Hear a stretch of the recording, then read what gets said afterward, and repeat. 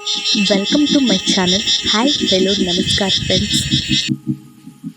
Like, share, subscribe to my channel. ನಾವು ಇವಾಗ ಬ್ರಹ್ಮಗಂಟು ಖ್ಯಾತಿಯ ಹೀರೋಯಿನ್ ಬಗ್ಗೆ ತಿಳಿಯೋಣ ಬನ್ನಿ. ಇವರು ಕಿನ್ನರಿ ಧಾರಾವಾಹಿಯಲ್ಲಿ ಬಾಲನಟಿಯಾಗಿ ನಟಿಸಿದ್ದರು.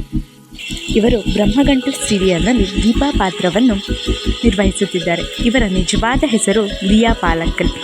ಇವರ ತಂದೆ ಹೆಸರು ಅಜಯ್ ಕೃಷ್ಣ, ತಾಯಿ ರಮ್ಯಾ ಅಜಯ್.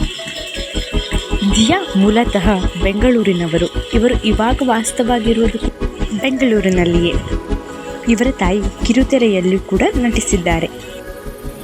ಇವರ ಎಜುಕೇಷನ್ ಎಟ್ ಪ್ರೆಸೆಂಟ್ ಇವಾಗ ಬಂದು ಇವರು 2nd PUC ಮುಗಿಸಿದ್ದಾರೆ.